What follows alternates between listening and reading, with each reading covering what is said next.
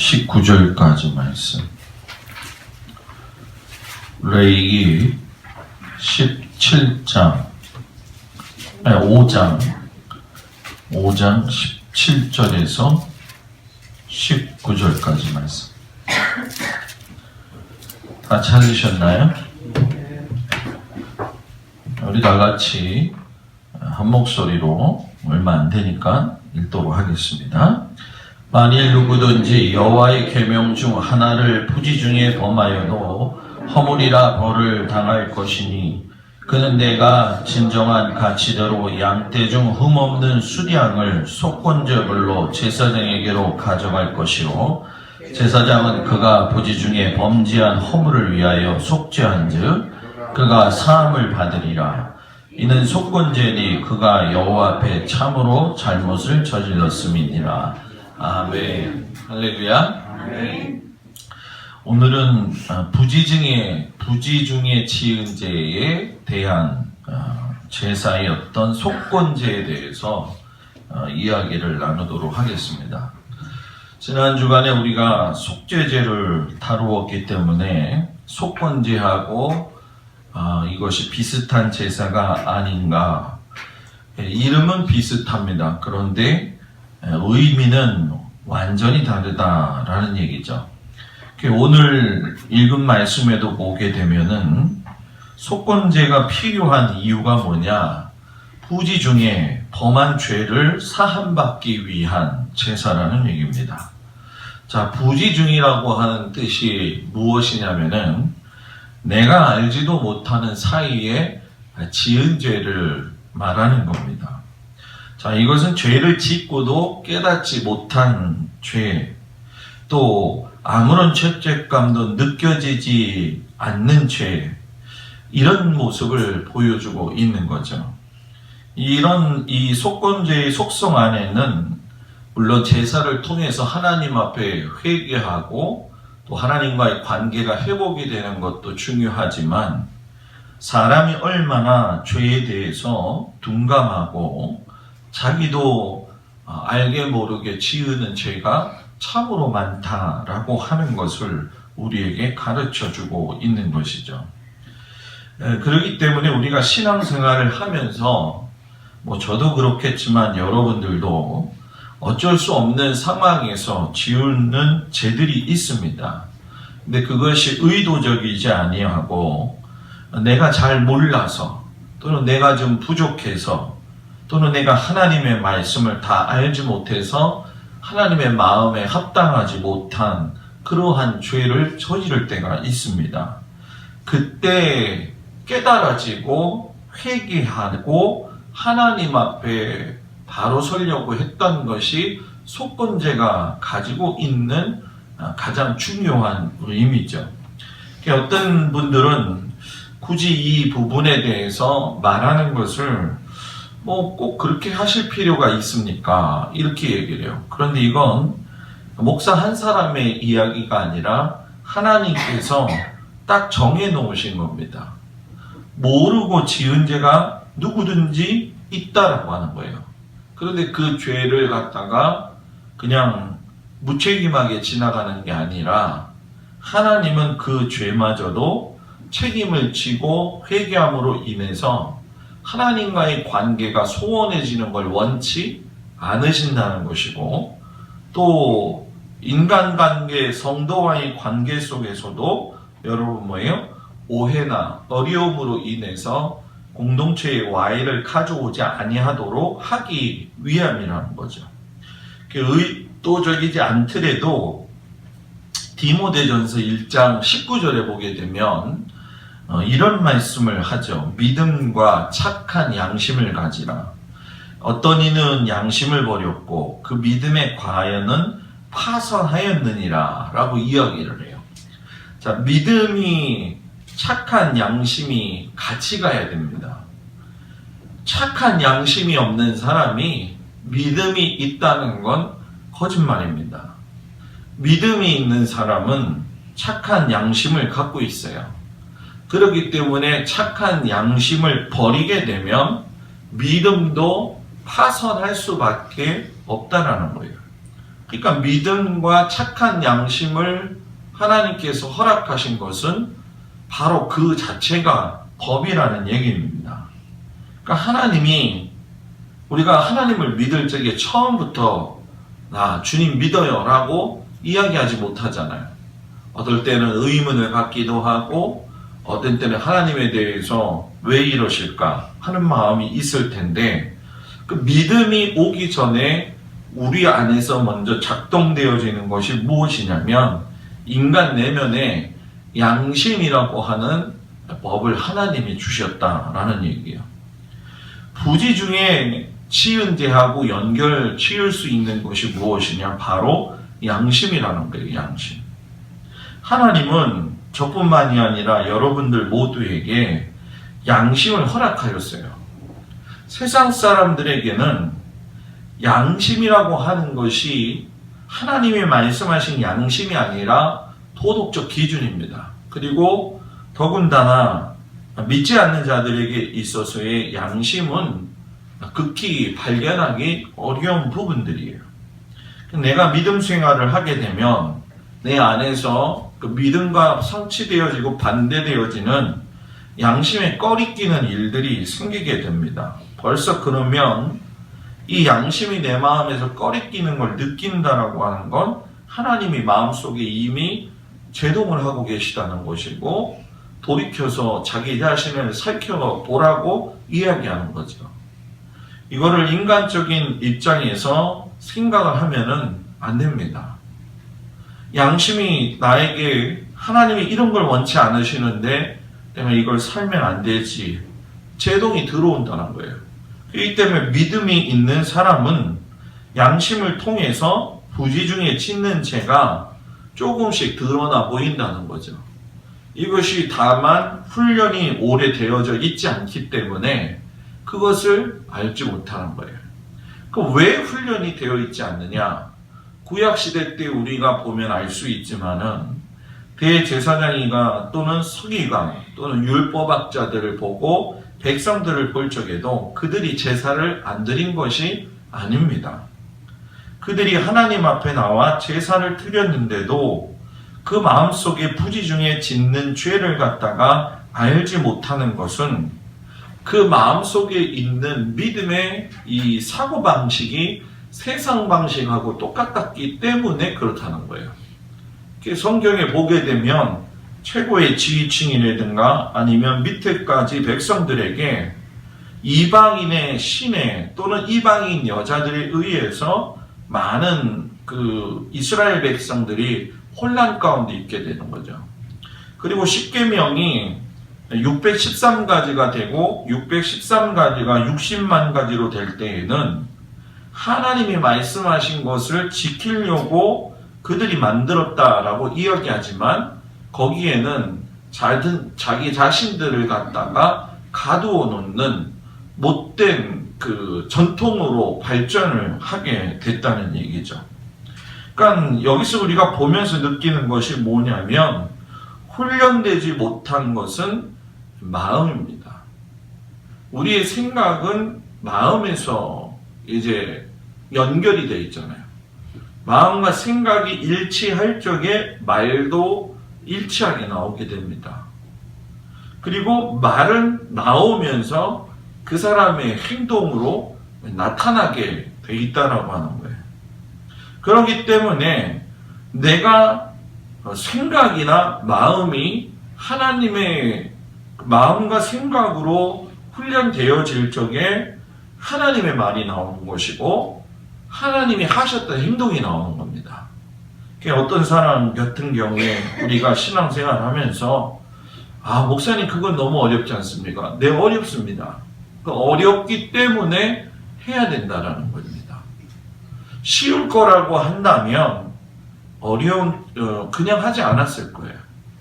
우리가 신앙생활 오래 하다 보면 느끼지만 정상적인 신앙생활을 할 적에 느끼는 감정이 있습니다. 그게 무엇이냐면 하나님 앞에 나는 아무것도 아니다 라고 하는 마음이 생겨야지 그것이 정상이라는 거예요. 나 같은 사람 하나님이 인도해 주셔서 하나님을 믿을 수 있는 은혜를 주시고 또 예수님을 갖다가 구주로 받아들일 수 있는 그 은혜를 허락하신 걸 아는 사람은 지키지 못할 맹세를 함부로 하지도 않고 거친 말도 하지 아니하고 무모한 말도 하지 아니하고 상대방을 올무에 걸리게 하는 말도 하지 않습니다. 그리고 무엇보다도 우리가 흔히 그런 얘기들을 잘합니다. 저도 그렇고 여러분들도 그렇지만 한참 어떨 때는 분노나 싸움이나 또는 좋지 않은 관계가 있을 적에 누구 하나 빠짐없이 저도 그렇지만 나는 뒤끝이 없다라고 얘기를 합니다. 근데 뒤끝이 과연 없습니까? 뒤끝이 장렬합니다. 장렬합니다. 그게 우리의 현실입니다. 그래서 예수를 믿으면 믿을수록 참 어려운 겁니다. 어떻게든 살아보려고 해도 부지 중에 잘못 짓는 죄가 있더라는 거예요. 그래서 속건죄에 우리가 첫 번째 깊은 의미를 되새겨 보아야 되는데, 속건죄라고 하는 것이 히브리어로 코르반 아샴이라고 이야기를 합니다. 이 코르반 아샴이라고 하는 것은 내가 깨닫지 못하다가 어느 순간에 내 행동이 죄라는 것을 깨달았을 적에 그 죄에 대해서 용서를 구하는 제사입니다. 근데 이 제사는 두 가지의 관계에서 드려지게 됩니다. 하나는 하나님을 향해서 부지 중에 지은 죄가 있다는 얘기예요. 어떤 사람이 하나님 앞에 제물을 드리러 왔는데 제물을 먹은 뒤에 이것을 먹어도 되는 건지 아닌지 분간이 가지를 않는 경우, 이것을 나중에 가서야 먹지 말아야 됐을 거였구나 라고 하는 것을 깨달았을 적에 하나님 앞에 드려진 성물이기 때문에 성물을 더럽힘으로 말미암아 속건제물을 가지고 와서 죄사함을 받을 수 있어야 된다라는 얘기입니다. 우리가 이 성물이라고 하는 걸 굉장히 중요하게 여겨야 될 이유가 바로 그런 부분입니다. 사람을 또한 향해서 부지 중에 지은 죄가 있습니다. 이거는 종류가 너무나 많지요. 그런데 문제는 인식을 잘 하지 못하는 경우가 많습니다. 그런데 레위기에 보면 이 죄가 무엇인지를 어느 정도 가르쳐주고 있습니다. 레위기에 보게 되면 속건제를 드리는 상황들이 나오는데 레위기 5장하고 19장하고 14장에 이렇게 구분지어서 나오는데, 레위기 5장 같은 경우에는 부지 중에 성물을 모독한 경우에 대해서 속건제를 드려야 된다 이렇게 얘기를 합니다. 그리고 부지 중에 남의 것을 취했을 때에도 속건제를 드려야 된다라고 이야기를 해요. 레위기 19장에 가서는 더 좀 확실하게 이야기하는데, 결혼하기로 되어 있는 하녀라든가 또는 여인을 범했을 때에도 속건제를 드려야 됩니다. 그리고 나실인이나 시체를 만졌을 때에도 부정하게 되어졌기 때문에 자기 모르게 그럴 때는 속건제를 드려야 됩니다. 그러니까 문둥병자, 한센병이 깨끗해짐과 동시에 제물을 드려야 할 때 이 사이가 아주 애매모호한 부분들이 좀 있습니다. 그래서 성전에 보면 문둥병 방이 있는 이유가 뭐냐면은 문둥병을 낳은 사람들이 그곳에 가서 제사장들한테 자기 몸을 보여가지고 죄사함, 너는 이제 문둥병자가 아니다 라고 선언을 해준 거죠.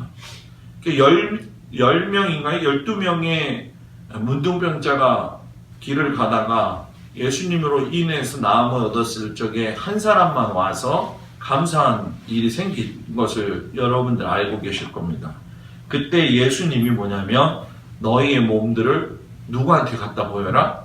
제사장에 가서 보여라 이렇게 얘기를 해요. 그런데 제사장한테 가는 그 순간 또는 그 타임에서 어떤 부분이 변화되어져 가는지 그런 것들을 제대로 구분하지 못할 때, 그래서 랍비 아키바라고 하는 사람이 이런 얘기까지도 했어요. 이웃에게 맡긴 것을 또는 이웃에게 있는 것을 착복하거나 거짓으로 부정하는 경우, 우리 그런 경우를 세상에서 많이 보지요. 그리고 그 물건을 맡길 때에 증인이었던 것을 부정하는 것. 그 물건을 맡긴다는 건 이스라엘 백성들에게 있어서 단순히 물건을 맡기는 게 아닙니다. 그거는 하나님 앞에 자신을 갖다가 뭐예요? 증인으로서 하나님을 초청하는 겁니다. 그렇기 때문에 도중에 강도를 만났던 사람의 그 말씀 속에서 보면 그 사람이 돌아와서 내가 모든 돈을 다 지불하겠다라고 하는 것은 그냥 한 말이 아니라 누구를 의식했냐면 하나님을 의식했다라는 얘기예요. 그렇기 때문에 그 약속을 지키지 아니하면 하나님을 부정하게 되는 거죠. 이런 것들을 왜 우리가 이유까지 생각을 하게 되냐? 뭐 수많은 경우가 해당이 되겠지만은 우리가 그런 것을 통해서 하나님이 원하시는 건 믿음의 사람들이 어떠한 상황 속에서도 죄 가운데 있는 걸 원치 않으셨기 때문입니다. 우리를 사랑하시는 하나님은 우리가 죄의 굴레 가운데에서 이리로 저리로 왔다 갔다 하는 것을 원치 않으신다는 얘기입니다.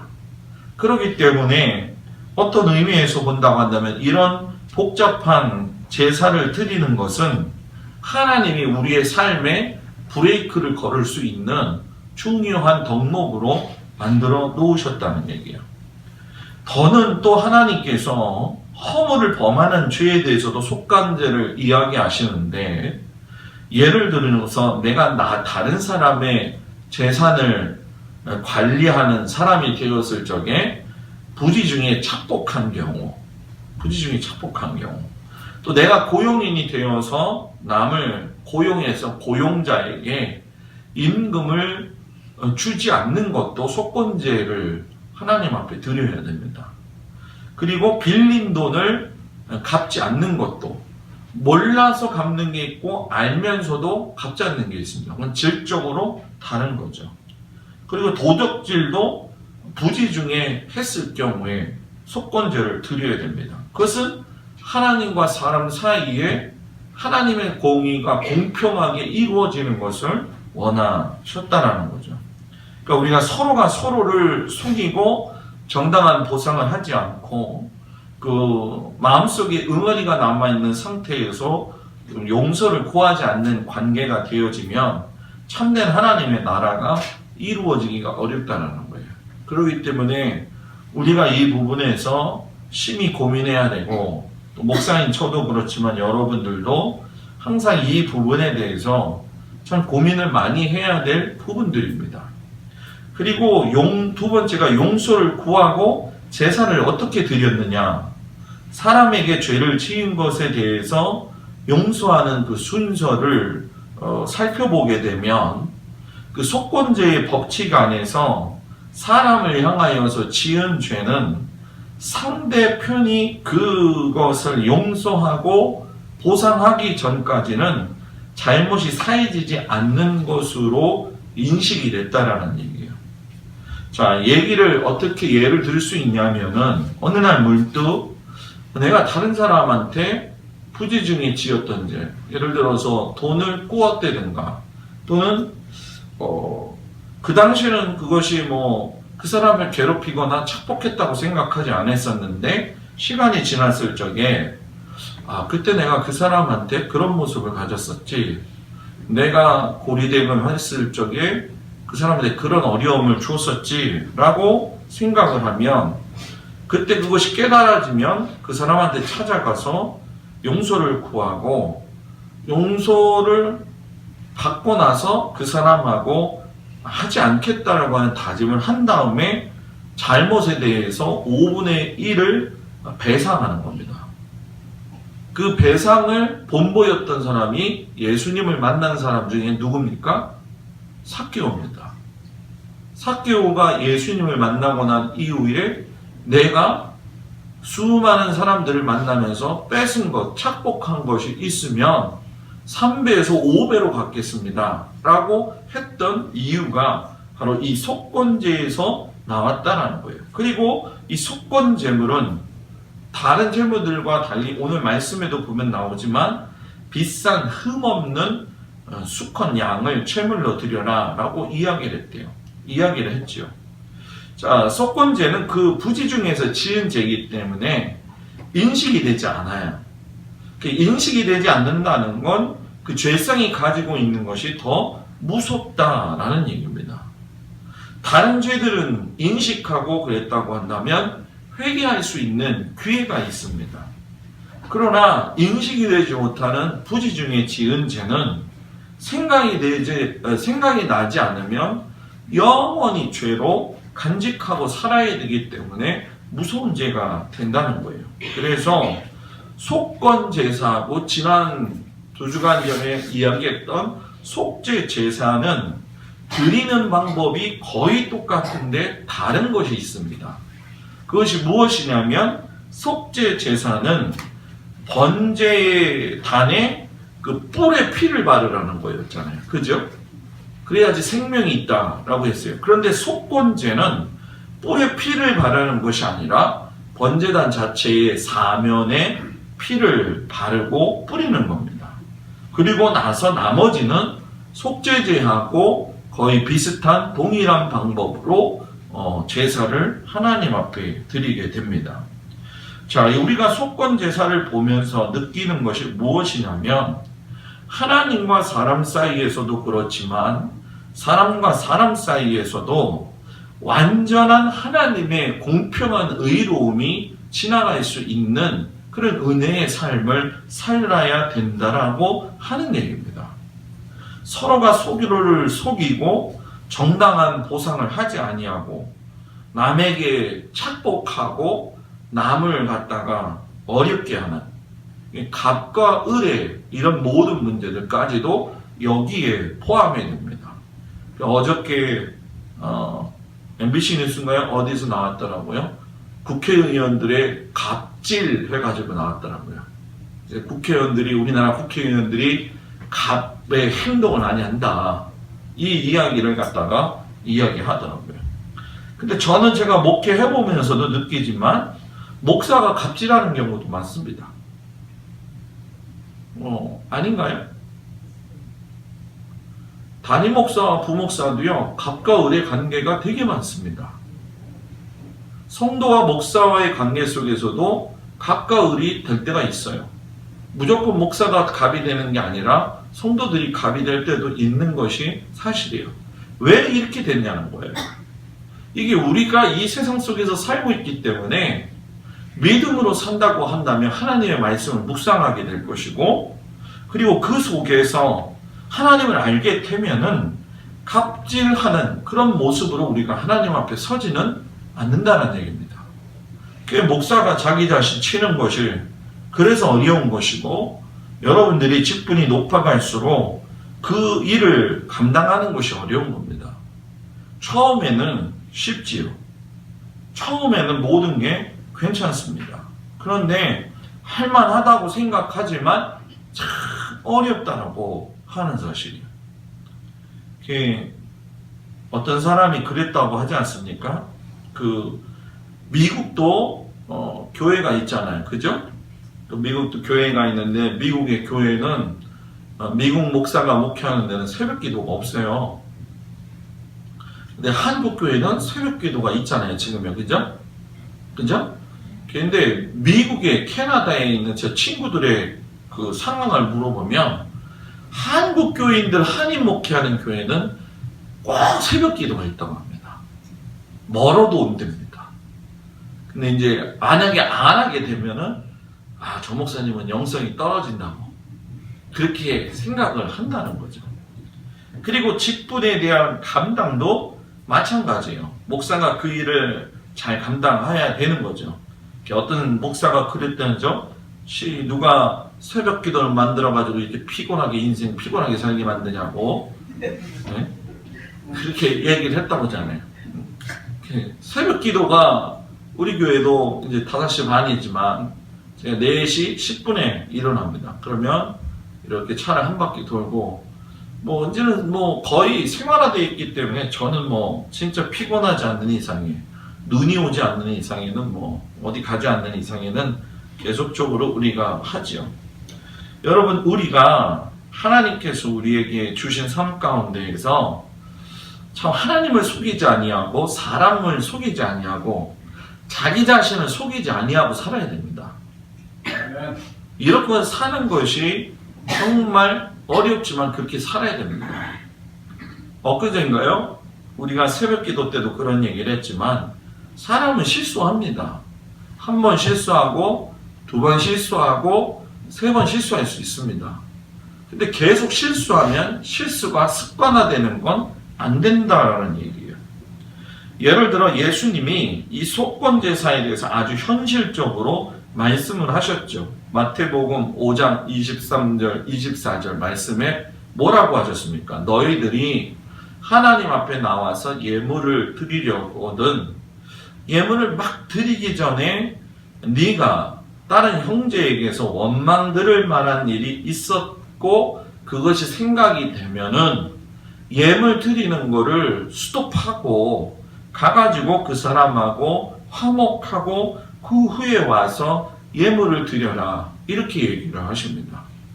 근데 우리는 뭐 저도 그렇지만 우리 모두가 다 그렇죠. 얼굴이 두껍잖아요, 그죠? 얼굴이 두꺼워서 우리는 예물을 그냥 드리잖아요.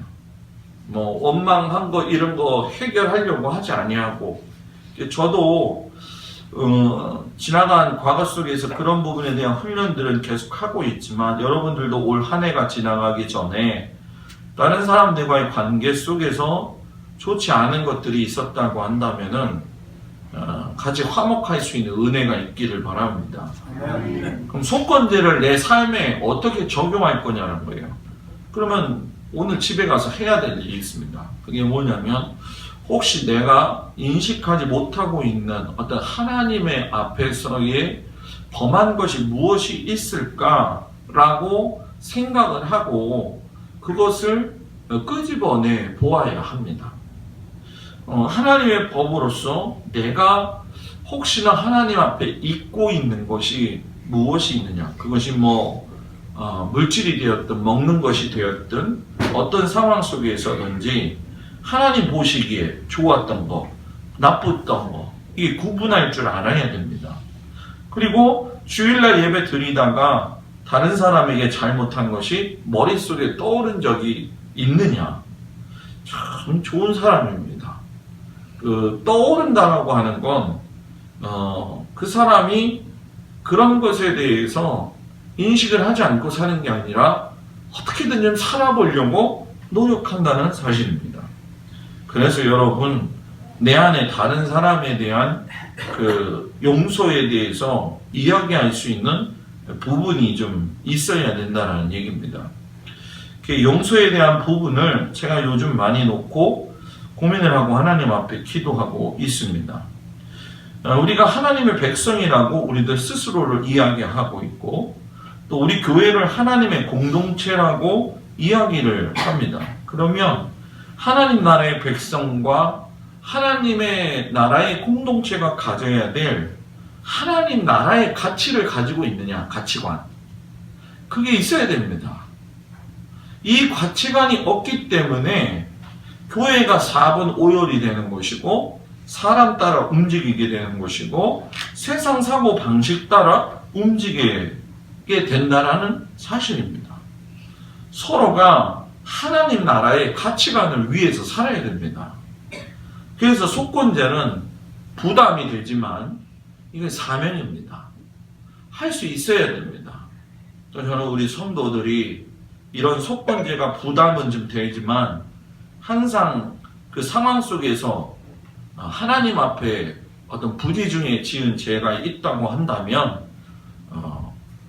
항상 그 마음을 가다듬고 이렇게 보면서 주님 앞에서 믿음으로 어떻게든 살려고 노력할 수 있는 저와 여러분들이 되기를 주의 이름으로 축복을 드립니다.